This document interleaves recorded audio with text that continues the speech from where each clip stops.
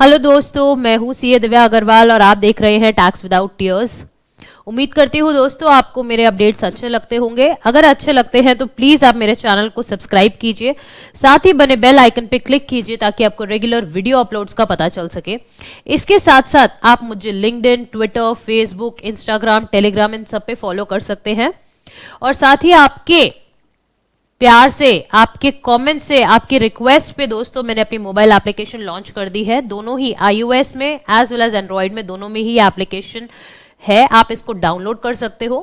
iOS में ये माई institute करके आपको ऐप मिलेगी, वहां से आप डाउनलोड कीजिए। नीचे ऑर्गेनाइजेशन कोड और ऐप लिंक दे रखा है। और एंड्रॉइड में ये डायरेक्टली टैक्स विदाउट टीयर्स के नाम से मिलेगी आपको। सो दोस्तों, आज के हम टॉपिक के बारे में अगर बात करें तो टॉपिक है कि छोटे व्यापारियों पे अब कंप्लायंस बढ़ जाएगा। कैसे कंप्लायंस बढ़ेगा, आइए हम वो देखते हैं। अभी तक दोस्तों कंसर्न क्या आती थी कि ई इनवॉइसिंग का एक कॉन्सेप्ट आता था। ठीक है, ई इनवॉइसिंग का जो ये कॉन्सेप्ट है ना, ये कहता था कि आपको अपना इनवॉइस बनाने के बाद एक आईआरएन जनरेट करना पड़ेगा, इनवॉइस रेफरेंस नंबर। कैसे आप जनरेट कर सकते हो? ऑनलाइन पोर्टल होता है ई इनवॉइस का। आपके पास ऐसी गवर्नमेंट ने 10 साइट्स दे रखे जहां पे आप ई इनवॉइस इशू कर सकते हो। ठीक है, इस पोर्टल पे ये 10 इसलिए साइट दे रखी है ताकि, क्योंकि ये रेगुलर बिजनेस के डेली में काम आने वाला पोर्टल है, तो कहीं वो बैठ ना जाए, पोर्टल की कैपेसिटी कहीं ब्लॉक ना हो जाए, इसीलिए 10 पोर्टल्स दे रखे ताकि आप इजीली ई इनवॉइस जनरेट कर पाए और आपके बिजनेस में आपको कोई दिक्कत ना आए। ठीक है, तो उसी में पहले हमारी लिमिट थी 50 करोड़, यानी जिसका टर्नओवर अभी तक, जब से जीएसटी आया यानी 2017 से अभी तक, अगर आपका कभी भी एग्रीगेट टर्नओवर 50 करोड़ से ऊपर था तो आपको ई इनवॉइस जनरेट करने की रिक्वायरमेंट रहती थी। ठीक है, लेकिन अब क्या है, वो लिमिट को कम कर दिया है। दैट मीन्स अब छोटे व्यापारियों को भी इसका कंप्लायंस करना पड़ेगा। दैट मीन्स उसकी जो कंप्लायंस कॉस्ट है, यानी जो लॉ में अभी तक उसको सिर्फ रिटर्न्स डालनी होती थी या फिर अभी सिर्फ जीएसटीआर 990 तक उसका कंप्लायंस देखना होता था, अब उसको ई इनवॉइसिंग भी करनी पड़ेगी।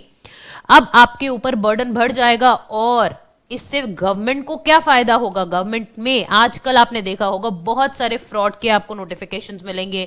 आपको आए दिन ये खबर सुनने में आती है कि यहाँ पे ये फ्रॉड हुआ, इतने करोड़ का फ्रॉड हुआ, फेक इनवॉइसिंग है, फेक बिलिंग है, फेक आईटीसी ले लिया है, एंड सो फोर्थ।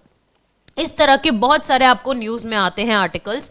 तो उसी चीज को कर्ब करने के लिए ये ई इनवॉइसिंग का कॉन्सेप्ट लाए थे और वो ग्रेजुअली उसकी लिमिट को डिक्रीज करते जा रहे हैं। दैट मीन्स पहले एक बड़ा टैक्स पेयर इसके एम्बिट में था, अब ये छोटा टैक्स पेयर को भी उसमें लेके आ रहे हैं। रीजन बीइंग, अगर आपका ई इनवॉइस बन जाता है तो आप इनवॉइस को कैंसिल नहीं कर पाते हो, और अगर आपको कैंसिल करना है तो एक आपकी कंप्लीट ऑडिट ट्रेल बन जाती है। दैट मीन्स कल को कभी भी आप फेक इनवॉइस रेज करना चाहते हो, कुछ भी अगर अपनी बुक्स में छेड़खानी करना पाते हो, आप नहीं कर सकते हो। इससे आपके कंप्लायंस स्ट्रांग होंगे। नो डाउट कॉस्ट इनकर होएगी आपकी, बट आपकी बुक्स जो है एक प्रॉपर प्रेजेंटेबल फॉर्मेट में रहेगी। आप उसमें कभी भी कोई भी चेंज नहीं कर पाओगे।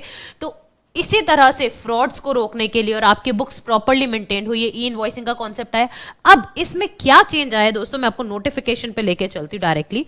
जैसे आप सीबीआईसी के पोर्टल पे जाएंगे, नॉर्मली आपको पता है यहां से आप act rules, forms, notification etcetera देख सकते हैं। मैंने ऑलरेडी खोल रखी है नोटिफिकेशन। तो दोस्तों इसमें कंसर्न क्या आती है, देखिए यहाँ पे notification number 1/2022 of central tax. That means ये आपकी नई नोटिफिकेशन है। मैं इसको थोड़ा सा बड़ा कर देती हूँ ताकि आप इजिली इसको देख पाए। देखिए यहाँ पे, in exercise of the powers which being conferred upon by sub rule 4 of rule 48, ये क्या कहता है, इसको भी मैं बड़ा कर देती हूँ। आप देखिए रूल नंबर 48 बात करता है manner of issuing the invoice. इसके अंदर सब रूल 4 देखो, the invoice it shall be prepared, यानी कंपल्सरी है, शैल लिखा हुआ है यहाँ पे, it by such class of registered person as may be notified. उन व्यक्ति को इनवॉइस को ऐसे बनाना है जिनको बताया जाएगा specifically on recommendation of the council by including such particulars which is contained in form number INV01। That means जो हम ई इनवॉइस रेस करते हैं वो किस फॉर्म में रेस करते हैं, INV01 में, और आपको IRN अलॉट हो जाता है। After obtaining an IRN, that is invoice reference number, by uploading the information contained therein on the common goods and service tax electronic portal। Electronic portal मैंने आपको बताया 10 बना रखे हैं ई इनवॉइसिंग को लेके ताकि आपके बिजनेस को कोई दिक्कत ना आए। In such manner and subject to such condition as may be specified in the notification, जो भी नोटिफिकेशन में बताया जाएगा। ठीक है। अब प्रोवाइडेड दैट द कमिश्नरेट में on the recommendation of the council by notification exempt, यानी गवर्नमेंट चाहे तो नोटिफिकेशन देके कुछ लोगों को एग्जेम्प्ट भी कर सकते हैं कि आपको ई इनवॉइसिंग करने की कोई जरूरत नहीं है, ठीक है। और सबसे ज्यादा ध्यान देने वाली बात क्या है कि अगर आप पे ई इनवॉइसिंग के प्रोविजन लगते हैं और फिर भी आपने ई इनवॉइस नहीं रेस किया तो क्या दिक्कत होगी? Then E invoice issued by the person, ठीक है, it shall not be treated as an invoice. अगर आपने ई इनवॉइस आपको बनाना था पर आप नहीं बना पाए तो आपको जो आपने वो इनवॉइस किया, जो आपने वो ट्रांजैक्शन करी, वो ट्रांजैक्शन वैलिड ही नहीं मानी जाएगी। इसकी कॉन्सिक्वेंस क्या है कि आपने जो बिल रेस किया, पहली बात तो वो बिल नहीं माना जाएगा। दूसरी बात, जब आपने गुड्स भेजे इन ट्रांजिट होंगे तो वो गुड्स को रोका जा सकता है, डिटेन किया जा सकता है। तीसरी चीज, जो बायर है वो इनपुट क्लेम नहीं कर सकता है। तो इस तरह से बहुत मेजर कॉन्सिक्वेंसेस रहते हैं। दैट मीन्स अगर आप पे ई इनवॉइस लगता है तो आपको बनाना पड़ेगा। ऐसा नहीं है कि आप उसको इग्नोर कर सकते हैं, निग्लेक्ट कर सकते हैं। अब क्वेश्चन ये राइज हो रहा होगा आपके माइंड में कि बनाना किसको है भाई, चेंज क्या आया है ये तो बताओ।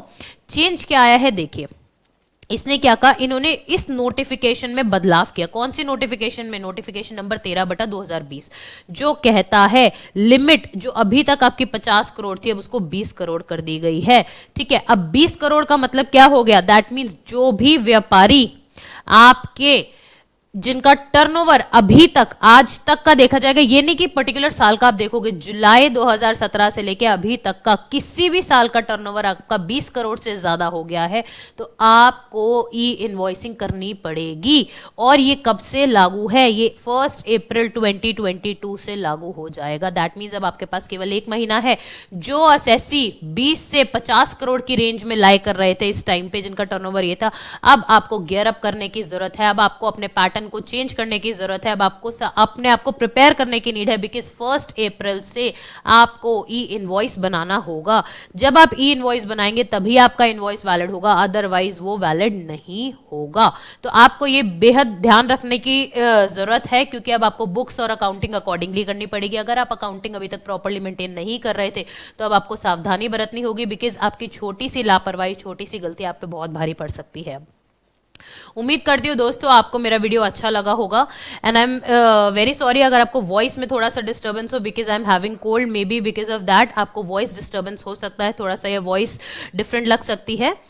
Thank you so much friends, take care and do download my application, mobile application, to take the benefit of the free as well as the paid content. Thank you so much and have a nice day.